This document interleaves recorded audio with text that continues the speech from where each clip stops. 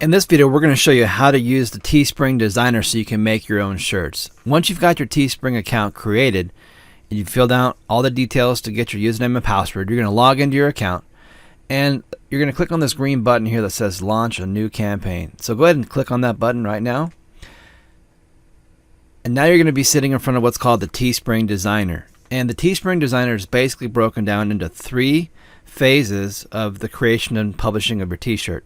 The first phase is just simply creating the design and the look and feel and the colors of your shirt. And it's real easy to do. You can choose the colors of your shirt right here on the side. And of course you can choose one of these other choices of colors down here. You've got Hanes shirts, which are the cheapest shirts. You've got your premium shirts, your canvas shirts, and your American Apparel shirts, which is the most expensive. But keep in mind, even though the shirts are more expensive the more you go down, they do offer different kinds of color blends that you might not find on the cheaper shirts. And so depending on what you're going after, you might want to choose some of these other shirts to get the type of color you're looking for. There's also this drop down menu here which lets you choose the different style of a shirt. So you can go with a long sleeve, tank top, hoodie, v-neck, a specialty tee, which is this camo tee, or even a tie-dye type of a tee, which most people don't even realize these are back here. Certain shirts with tie-dyes will sell pretty well, but for the most part, I haven't seen them, really being super awesome sellers.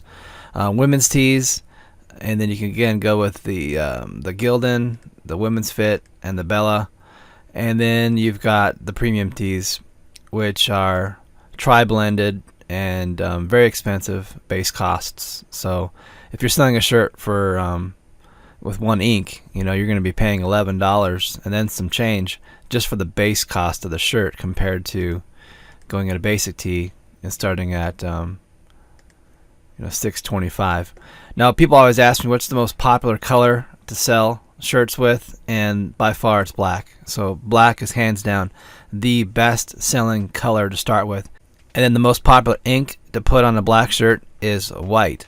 Now I don't really sell white t-shirts. I don't even go there, but they say white is one of the second most popular shirts. Then you've got navy blue, and then you've got, let's see what else is popular.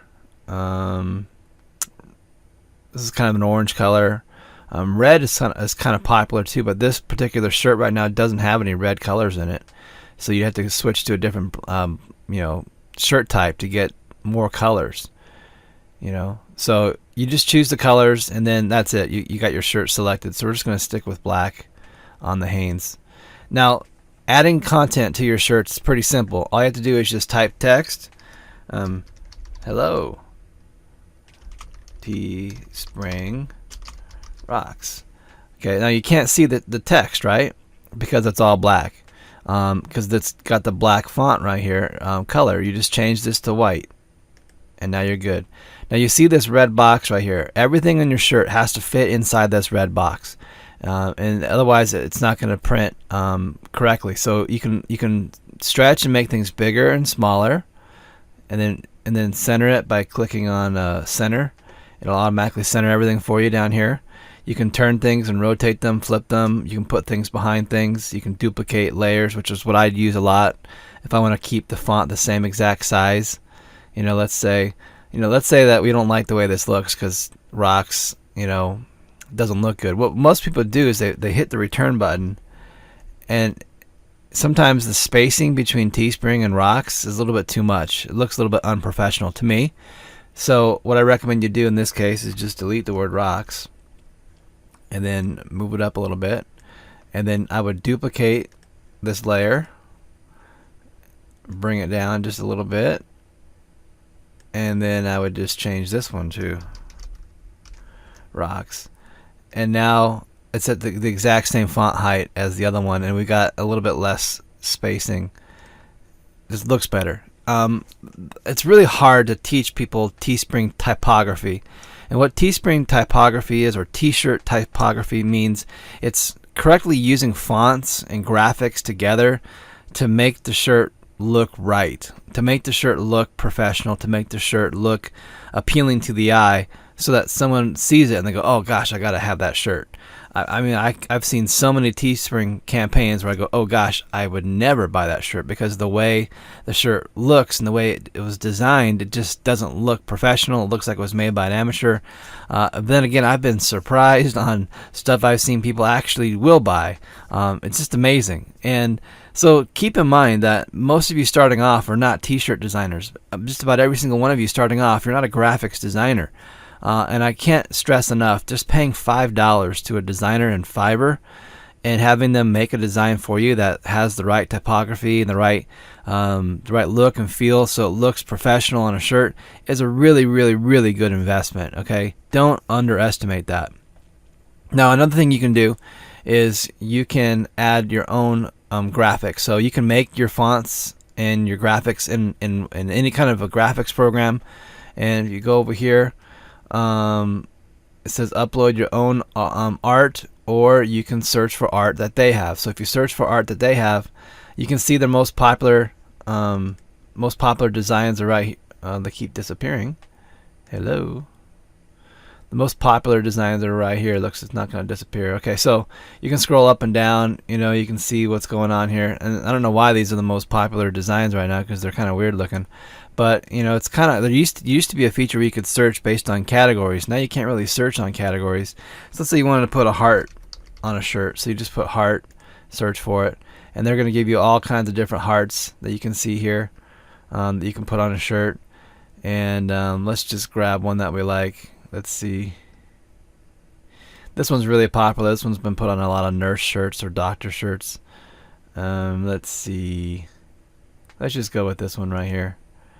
All right. So now that that's put the heart on the shirt, obviously we can't see it, right? Because it's black. Black on black doesn't work very well. So I just changed it back to black here. It was on blue. So what we're gonna do is just click on it, and then we're just gonna change it to white. And just use the one that Teespring says is in use. Because if you use a slightly different white, well, that's another color. They're going to charge you an extra amount of money for it. So always come back into here and look and see what colors are in use. My recommendations for colors is you don't really need more than a 2-color ink on a 1-color shirt. So basically that means you're going to have 3 colors. The color of the shirt plus 2 inks. Most of the shirts that I do are 2-color inks, and that's about it. I have the color of the shirt, then I have a pink, and then I have a white. That's it, and it's working really well for me. Now, I really recommend you don't go crazy with tons of colors in your prints. You don't need a lot of color in your print. You don't need a lot of ink. It's just going to cost you a lot of money and bleed your profits out. So we're just going to click white, and now we've got a heart there. Now, that's what, a Teespring shirt, that's how to make them. I might want to bring the text up here just a little bit. Let's see if I can grab it. Sometimes you can't grab it. You can grab these little hooks here and move them up. But I like to say that I want the Teespring. If you look at where the framing is here of the outside frame, we only have so much of a space to put items inside of here. And what I see is a lot of people make mistakes and they put things really low. Okay, so they bring things down here, and They think that that's a proper way that the shirt should look. But if you look at that looks kind of weird. It's like right in the middle of the shirt. So again, it's not really Teespring typography or t-shirt typography, but you just got to understand the correct way to put things on a shirt visually so it looks right. And I like to think of basically the space between the tag, this white tag right here, we don't want to have the shirt text way too high, so it's just right under the throat and the neck, right? This looks a little bit too high to me. So when you're making shirts, keep in mind that I like to put everything in this little area, this little box right here. So if you picture like a little rectangle right here, the bottom of the sleeve right here, maybe a little bit lower than the bottom of the sleeve, maybe like where this little indentation is right here as you go across. You don't want to have anything really below that, unless it's for some reason you have really long text. But this area down here, don't go below this area and put any text in there. And then you want to have text sitting basically centered between here and the top of the box here. You want to center it so it's all in that spot. Okay, so, and you have to eyeball it. You can't really, there's no easy way to do it, so it's going to fit perfectly centered between here and the top. So I just eyeball it, and to me that looks a little bit too low, so I'm just going to move it up a little bit more.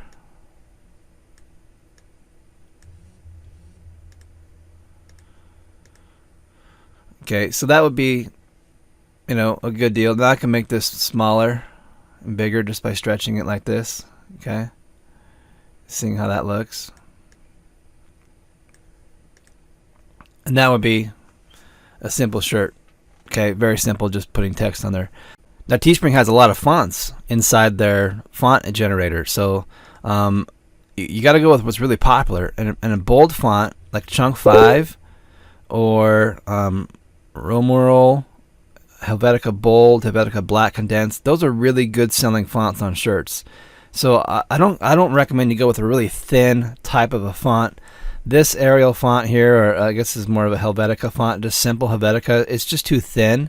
It doesn't look right on a shirt. So if I changed it and went to bold and then Helvetica Black Condensed, it just gives it a little bit more punch, a little bit more beef, right? A little bit more space. They can also change that to Chunk 5. Again, that gives it a little bit more of a better font look to me. That's just my kind of vision about it. Again, it all comes back to good typography, a good use of the proper fonts and spacing that makes the shirt look good. Another really popular kind of font you go to is the fun and novelty fonts. They got some fun fonts in here. And then I like to use some of these grunge fonts.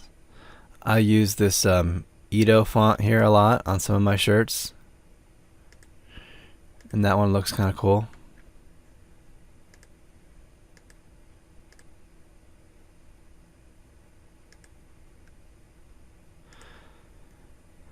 Now the biggest thing that I got to tell you about selling shirts is I got a lot of advice I could just be giving here, but if they can't read what the text is on the shirt on the Facebook ad you're going to put on Facebook, because you're going to actually take this shirt and you're going to put this shirt in an ad on Facebook, in a Facebook ad, and if they can't read what the text says, they're never going to buy the shirt. They're just never going to buy it. So if your text is too small and it's a lot of text and they can't see what it says, they will just not buy your shirt. No one will buy a shirt on the internet where they can't read everything on there. So in this case, I'm going to make this bigger. Okay, now since I don't know how big I made that, I'm just going to go ahead and delete this one below it. Click on this one, duplicate it, and bring it down. And now I can change it.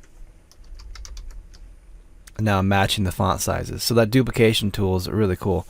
So you want to make sure your fonts are big enough so that I would not say they always have to go all the way across the space here and fill the space in. Okay, I mean technically if that was the truth, then you want to be taking all your text and always going across like that. Right? That's not proper, not needed, and I know I'm not going to make this the right size, but that's okay. Just be careful when you're doing this that you make sure that the font type is big enough and clear enough so it can be read, and it's just not too small where you're not going to be able to be seen on a shirt. And you can upload your own art. So if you have your own files, let's say you click here, it's going to give you some best results right down here. The maximum file size, 5 megabytes. The types of file types you can upload is JPEG, PNG, and an EPS. And the maximum dimensions they want is 3,000 pixels for JPEGs and PNG files.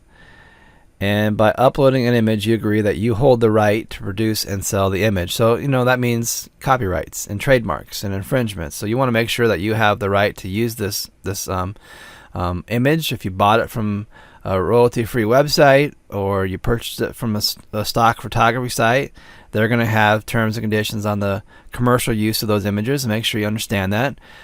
You can't just go to Google Images, find a vector that maybe is just sitting there on the Google Images and just put it into your shirt. There's rules about that, so you got to be careful about that, and you got to make sure you're not infringing on someone's existing designs that people normally pay for, and you didn't pay for it. So I highly recommend you just pay for good designs, and you pay for images, and you pay for the things you want to put on a shirt, and don't mess around and skirt legalities, because it can come back to bite you in the butt down the road. So you click here to upload. Let's see if I got some vectors I can upload here. All right, so here's some graphics I've got right here for one of my shirts that we were trying out. This is for multiple sclerosis. This is for breast cancer. This one is for AIDS, and this one is for Alzheimer's, I believe. So these are for like walks and runs and things like that. So these go on a white shirt, but just so you know. So what we're gonna do is we're gonna add this one on here. Now you see that the design doesn't show up very well because it's got some colors that don't work on a black background because it's got black text. The text background is clear or it's transparent, and a lot of mistakes I see people make is they have an image that has like a black background, and they put that black background with the image and the text on a black shirt, and so you can actually see a rectangle or a square behind the text, and it doesn't look right. So I'm going to get rid of these. Just going to delete them by pressing this little garbage button here. Delete, and now they're gone. I'm going to change the shirt color to white. And now we've got this nice graphic on here. Now I have designers that work with me, so my designers can use these, and they make these for me really quickly and real simply. And I'm just going to make it a little bit bigger. And what you really want to do is just make the shirt the show. That's like a saying I always teach people: make the shirt the show. And if it looks good, it's going to be bought. So what do you guys think of that one? Looks cool, huh? I walk for my brother. Now you could also do it on pink. You could also put it on a ladies tee. And see, the sizing doesn't fit there, so just going to make it a little bit smaller to fit on the ladies tee. And center it. So there you go. That's how you can upload your own graphics, and then by having a clear background, you can put them on multiple different shirts that you think will look nice. And this model right here is what we call a legacy shirt, because you can take this and you can sell it multiple times to people who are doing breast cancer walks, or some of these other designs that you saw me put up there for AIDS, or for multiple sclerosis, or Alzheimer's. I mean, those people do walks and runs all the time, and they're always walking or running for one of their family members or one of their friends, right? So this one is a great legacy shirt, because you can sell it over and over and over and over again to the right audience who's suffering or engaging in these runs, and they want to remember their loved one. Maybe they've passed on, or maybe they're currently sick, or whatever. So people buy shirts not because of the way the shirts look, but because of the way the shirts make them feel. And so you want to really focus on the emotion of the shirt and what it does for the person who's wearing it, why they would want to wear it. And so you want to make shirts that make people feel something. You want to make shirts that make people feel a part of something. You want to make shirts that people want to wear because maybe they want to make people laugh, or they want to make a statement, or they just want to express their passion for their favorite sports team. So I mean, I didn't know all this stuff when I first started, but I've kind of picked it up as I went along. And if you can't get that emotional wow with somebody when they see your shirt, they're not going to buy it. And if you're not wowed, I mean, well, let me say this. I'm always often, does that work? I'm often wowed by the designs that my designers come up with. And I go, and I talk to my friends and my coaching students, and I say, oh, this shirt's going to go awesome. It's going to do, $10,000. And it like doesn't even tip, it doesn't even sell 10. And it's because I'm selling something that I like. And so what you got to remember is you got to remember to sell stuff that the people like. They're going to tell you what they like with their wallet. They're going to tell you what they like because they buy it. So it may look awesome to you. It may not look awesome to somebody else. And so it's hard to know that. It's hard to know what looks awesome to you if it's not going to look awesome to somebody else. And that just takes time. It takes time and experience to do this. And again, we're not all graphics designers. Most of you watching this, you've never made a shirt in your life. You've bought a lot of shirts, but you've never made any shirts. And that was the same way for me. 8 months ago, 9 months ago, I had never made a t-shirt in my life. But I figured it out. I figured some things out. We've made some good money, and we're continuing to make money because we're selling things that people like, and we're selling things that create emotions with people and a feeling inside of them that when they put that shirt on, it just makes them stoked. Okay. All right. So that's step number 1. We just covered just making the shirt. Okay. That's pretty much it. Go back, watch this again to review some. There's a lot of little tips and nuggets in there.